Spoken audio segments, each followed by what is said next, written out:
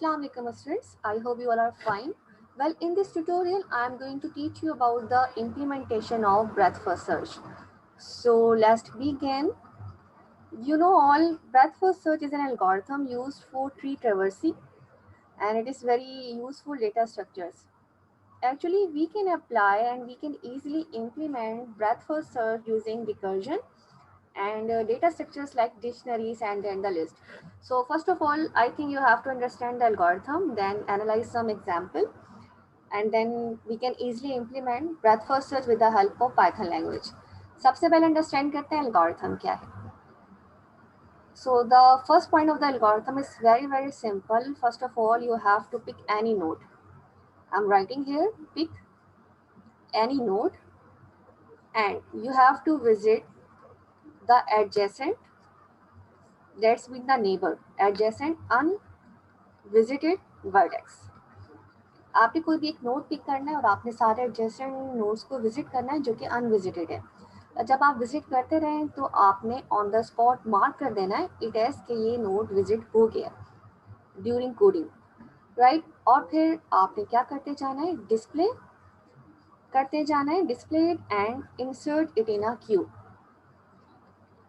As you know all कि हम breadth first search में क्यू यूज़ करते हैं और डेप्थ फर्स्ट सर्च में हम लीफो यूज़ करते हैं, मीन्स स्टैक यूज़ करते हैं. तो आपको पता है ब्रेथ फर्स्ट सर्च में आप क्यू मेंटेन कर रहे होते हैं. क्यू जो है वो काम करता है फीफो पर, फर्स्ट इन फर्स्ट आउट. आपने एक नोड पिक करना है, उस नोड के आपने एडजेसेंट देखना है, जो पहले आता जा रहा है आपने उसको विजिट करना है, मार्क कर देना है, डिस्प्ले करना है और आपने क्यू में इंसर्ट कर देना है. This is the first step. Now see the second step, what we will do if there are no remaining adjacent vertex. अगर कोई आपका रिमेनिंग एडजेसेंट वर्टेक्स ना बचे,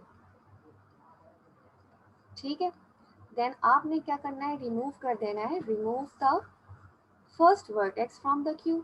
दिस मीन्स कि आपने सारे अपने के सारे ग्राफ के सारे ट्री के वर्टेक्स आपने रीड कर लिए हैं और कोई भी ऐसा वर्टेक्स नहीं बचा है जो विजिट ना हुआ हो. तो अब आपने एक एक करके उसको रिमूव करते रहना है. रिमूव करने से मीन्स है कि अब आपने उसको प्रिंट करते रहना है क्यू में से निकाल के.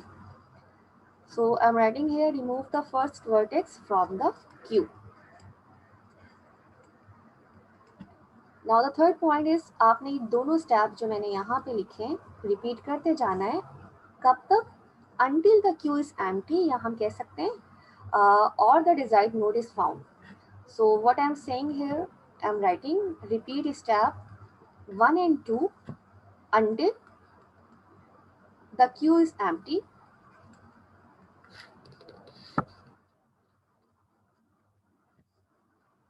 Yeah, the desired node is found. जब को आपका डिजाइर्ड नोड फाउंड ना हो जाए, ये प्रोसेस चलता रहेगा लूप के अंदर. आई होप ये बहुत ही सिंपल सा एल्गोरिथम है, क्लियर होगा.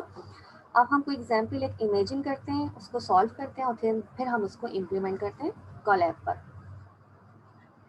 Now for example consider this is an example. एक ट्री है हमारे पास जिसमें ए नोड है, बी नोड है, then we have C node, B से फर्दर एक्सपैंड है डी, एंड देन बी से फर्दर एक्सपैंड है ई, ई से फर्दर एक्सपैंड है एफ और सी से फर्दर एक्सपैंड है एफ.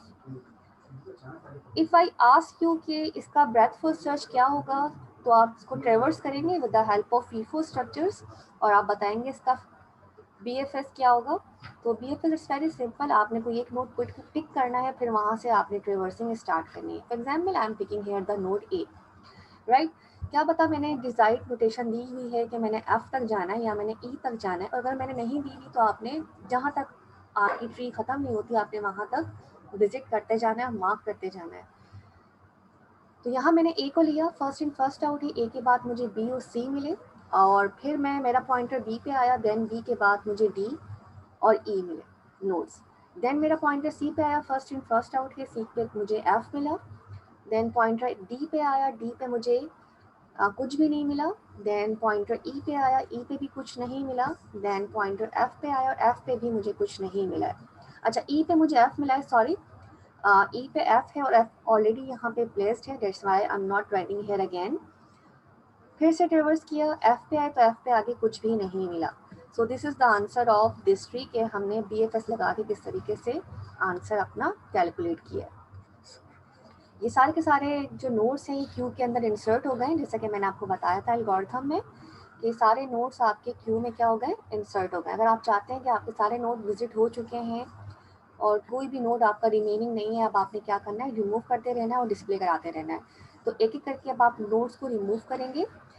ये सारा काम हम कोडिंग में करेंगे और रिमूव करके फिर हम क्या करेंगे, डिस्प्ले करेंगे कि ये सारे एलिमेंट अब क्यू में हैं। अब ए रिमूव हो डिस्प्ले हो, बी रिमूव हो डिस्प्ले हो, सी डी ई एफ। एक तरीके से हमने यू ट्रेवर्स किया, ए से B, C D E F, right. Now let's see the implementation.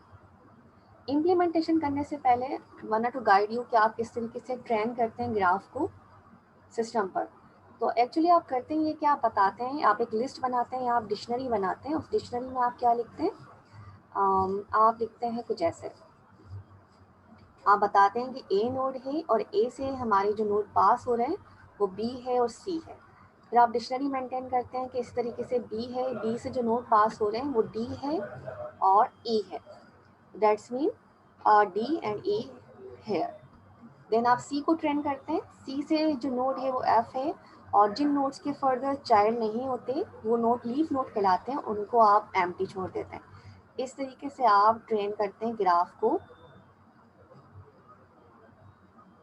किसी भी लैंग्वेज के थ्रू।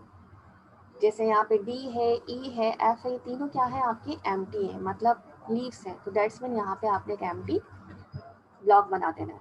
आई होप ये सारे स्टेप्स क्लियर होंगे। अब हम एक्चुअल इम्प्लीमेंटेशन की तरफ जाते हैं कि हमें किस तरीके से इम्प्लीमेंट करना है breadth for search with the help of Python language.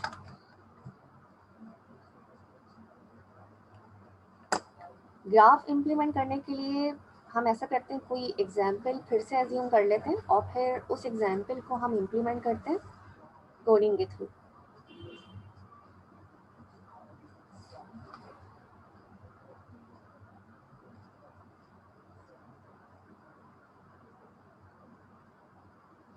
Okay, तो यहाँ पे एक एग्जाम्पल एज्यूम कर लेते हैं, कोई नई एग्जाम्पल, और फिर इस एग्जाम्पल को मैप करते हैं।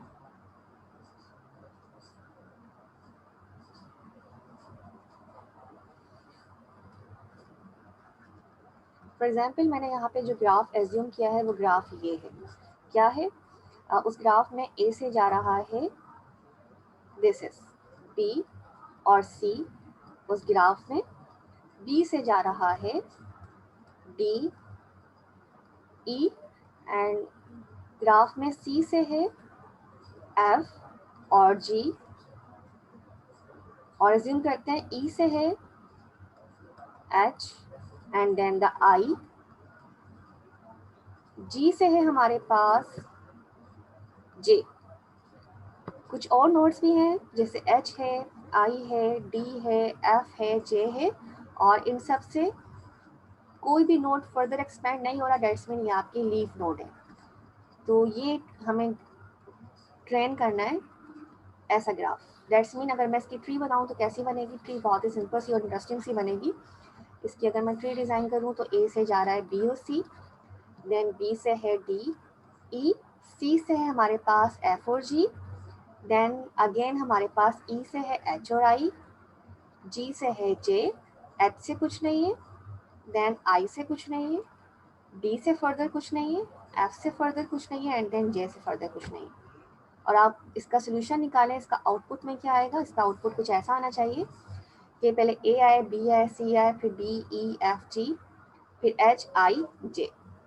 तो आंसर में आपके पास आएगा ए से फर्दर एक्सपेंड हो रहे हैं बी और सी, फिर पॉइंटर आपका बी से आएगा, बी से फर्दर एक्सपेंड हो रहे हैं डी और ई, फिर आपका पॉइंटर सी पे आएगा, सी से फर्दर एक्सपेंड हो रहे हैं एफ और जी, देन पॉइंटर डी पे आया, डी से कोई फर्दर एक्सपेंड नहीं है, देन ई पे आया, ई से फर्दर एक्सपेंड है हमारे पास एच और आई, देन पॉइंटर एफ पे मूव किया, एफ से कोई भी फर्दर एक्सपेंड नहीं है, देन जी पे आया, जी से फर्दर एक्सपेंड है हमारे पास जे, एंड देन एच पे आया, एच से कोई फर्दर एक्सपेंड नहीं है, आई पे आया कुछ भी नहीं है, जे पे आया कुछ भी नहीं। So this is the answer. आपको आपका कंपाइलर ये आंसर दे जो भी आप इंटरप्रीटर या कंपाइलर यूज कर रहे हैं। अब इस कॉन्सेप्ट को हम इम्प्लीमेंट करते हैं with the help of Python language. So let's begin.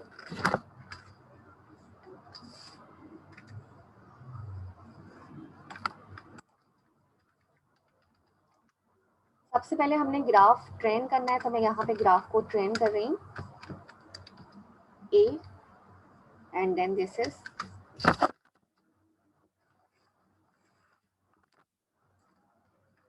Colon, dictionary बना रहे हैं यहाँ पर बी कॉमा सी, और ये आ गया कॉमा। जितने आपके नोट्स हैं वो सारे यहाँ पे आते रहेंगे, इस तरीके से आपकी डिक्शनरी मेंटेन होती रहेगी। कॉपी कर लेते हैं इसको, और यहाँ कह भी देते हैं कि ग्राफ एक वेरिएबल ले लेते हैं, ग्राफ इक्वल टू, ये आपकी डिक्शनरी मेंटेन हो गई। यहाँ पे स्टार्ट है और डिक्शनरी में जितने एलिमेंट्स हैं उसको यहाँ पे हम ऑफ कर देंगे। तो जितने एलिमेंट्स हैं जैसा कि मैंने आपको यहाँ पे बताया, ये सारे के सारे आपने यहाँ पे टाइप करने। मैं यहाँ पे लिख लेती हूँ बी है, then here is C, and then E, और इसके बाद है जी। अगर हम बी की बात करें तो बी से जो फर्दर रिड्यूस हो रहा था वो डी था, और यहाँ पे था हमारे पास ई। नीचे आते हैं बी की तरफ, सी में हमारे पास क्या था, सी से था हमारे पास एफ और जी, और यहाँ पे था सी।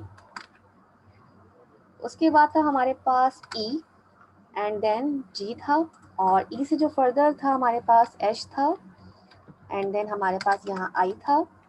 जी से था सिर्फ और सिर्फ J, I think J, let me see, yes हमारे पास जी से था सिर्फ और सिर्फ जे।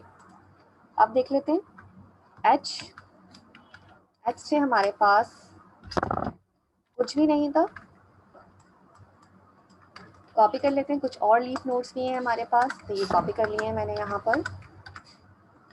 ओके, एच के बाद आई है, देन हमारे पास जे है। ओके, एच आई के बाद ले लेते हैं डी, फिर ले लेते हैं F, and then in the end हम ले लेते हैं जे। देखें ये सारा हमने ग्राफ जो है वो ट्रेन कर लिया है। जो कुछ मैंने आपको यहाँ पे सिखाया था मैंने यहाँ पे टाइप भी कर लिया है। आखिर में आपका, क्योंकि यहाँ पे नोट्स कंप्लीट हो रहे हैं, आपका ट्री कंप्लीट हो रहा है, ग्राफ कंप्लीट हो रहा है, तो आपने यहाँ पे कॉमा नहीं लगाना। इतना चंक रन करके चेक कर लेते हैं कोई एरर तो नहीं है इसके अंदर, और फिर नए कोड के अंदर एल्गोरिथम इम्प्लीमेंट करते हैं with the help of method. तो एक मेथड बनाते हैं, ये लोगों के पाइथन में हम डेफ लिखते हैं, यूजर फ्रेंडली नाम देते हैं BFS ब्रेथ फर्स्ट सर्च, और यहाँ पे दो पैरामीटर्स पास कर देते हैं, यानी कि आर्ग्यूमेंट्स, एक ग्राफ है और दूसरा मैंने पास कर दिया इनिशियल। तो ऑब्वियसली ये लाइन मैंने इसलिए लिखी है, अगर इस लाइन को मैं आपको डिटेल में समझाऊँ, इस लाइन का मकसद ये है लिखने का कि let me tell you,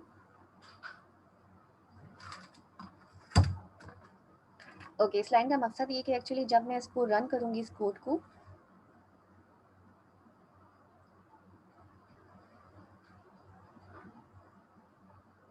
okay, जब मैं इस कोड को रन करूँगी तो मैं प्रिंट कराऊंगी, मैं लिखूंगी प्रिंट, और फिर मैं कॉल करूंगी अपना BFS, ऑब्वियसली यहाँ पे BFS नाम है, और यहाँ मैं पास करूंगी ग्राफ, क्योंकि मैंने ग्राफ जो पूरा ट्रेन किया हुआ है कंप्यूटर उसे अंडरस्टैंड करेगा।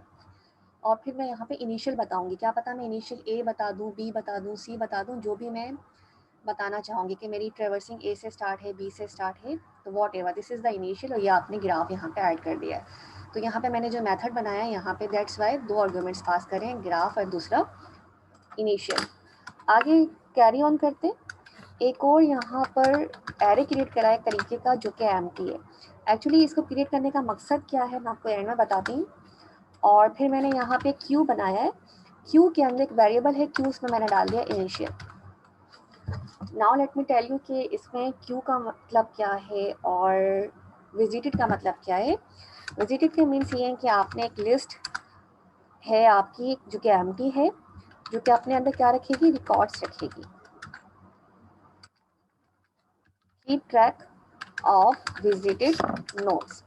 जितने नोट्स विजिट होते चले जाएंगे वो इसके अंदर क्या होते चले जाएंगे, अपेंड होते चले जाएंगे। तो एंड में जाकर मैं एक बिल्ट इन मेथड यूज़ करूँगी अपेंड का, और इस एम्प्टी एरे में उसको अपडेट करती रहूँगी। जो नोट मेरे विजिट होते चले जाएंगे वो इसमें अपेंड होते चले जाएंगे, इसलिए मैंने इसको क्या रखा है, एम्प्टी रखा है। क्यों इनिशियल की तरफ आते, ये क्या है, ऑब्वियसली मैंने आपको बता चुकी हूँ कि इसमें क्या है, इनिशलाइज कर रहे हैं हम, initialise a queue। I hope ये 2 स्टेप आपको बिल्कुल क्लियर होंगे। अब हम लूप चलाते हैं, इसको रन करके भी चेक कर लेते हैं। It's fine, not fine. Well, loop चलाते हैं। तो लूप मैंने यहाँ पे चलाना स्टार्ट किया है वाइल क्यू का, क्योंकि आपको पता है लूप जब भी चलता है वाइल का पहले इनिशियलाइज कराते हैं, आपकी कंडीशन लगती है वाइल क्यू। एंड देन यहाँ पे एक वेरिएबल यूज़ किया है नोट का, और क्यू डॉट पॉप लिखा है, यहाँ पे 0 इंसर्ट कर दिया है। मैं यहाँ पे पूरे कोड में यूज़र फ्रेंडली नाम यूज़ कर रही हूँ ताकि आइडेंटिफिकेशन रहे कि कौन सा वेरिएबल किस लिए यूज़ हो रहा है। नोड में क्यू डॉट पॉप इसलिए रखा है कि आपने, इसका मतलब क्या है कि आपने क्यू में से नोड्स को जो पॉप होते जा रहे हैं वो नोड में सेव होते जा रहे हैं। कैसे पॉप होंगे? 0 पे जो भी एलिमेंट होगा वो पॉप होगा, फिर 1 पे, फिर 2 पे, इस तरीके से। फिर से मैंने कंडीशन लगाई है कि इफ नोट इन मेरा मेंबरशिप ऑपरेटर है, S I already discuss in class, not in visited. अगर मेरा जो नोड है, ठीक है ना, नोड में क्या है, मैंने नोड पॉप कर लिया है, पॉप किया है और इसको मुझे विजिट करना है। अगर मेरा नोड विजिटेड नहीं है, विजिटेड नॉट इन विजिटेड, ये मैंने कंडीशन लगा दी है। यहाँ पे भी मैंने कॉलन लगा दिया है इफ नॉट इन विजिटेड।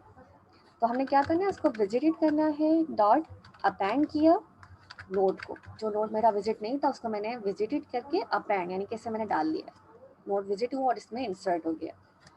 फिर से मैंने लूप चलाया, नोड तो विजिट हो गया, लेकिन अब मुझे नेबर्स भी तो देखने हैं, एडजेसेंट।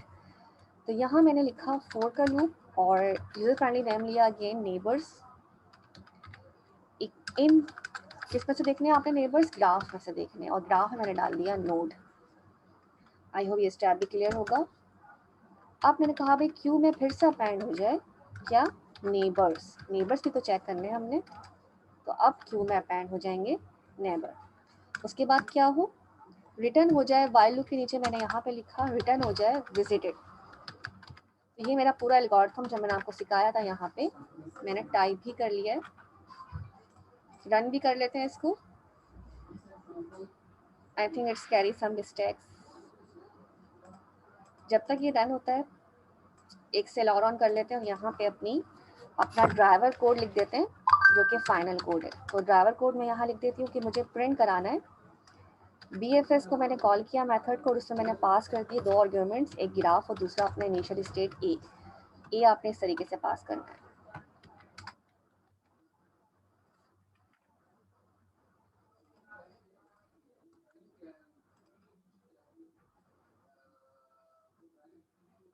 और इसको रन कर लेते हैं इस चंक को।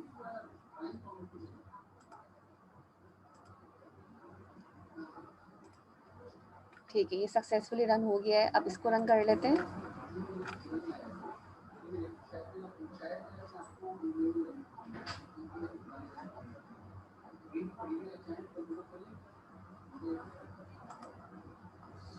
इंटरनेट प्रॉब्लम कर रहा है, डेट्स वाई ये रनिंग में टाइम ले रहा है।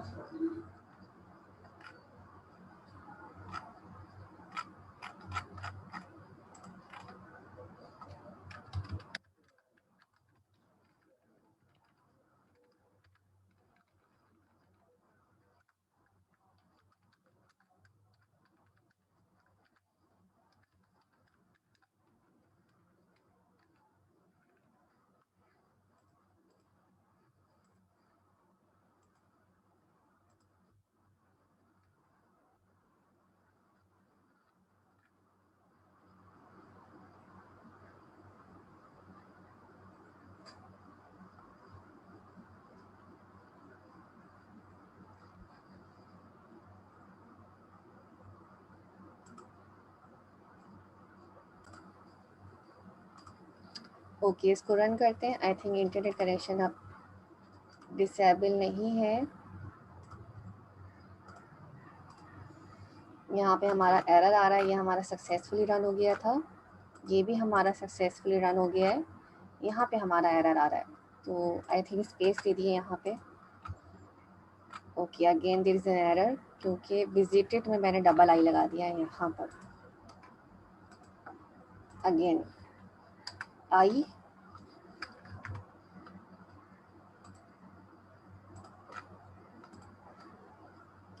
ओके, तो देखिए आप यहाँ पे जो मेरा आंसर आ रहा है बिल्कुल मैच कर रहा है मेरे ये वाले आंसर से। देख लेते हैं मैच कर रहा है नहीं कर रहा है।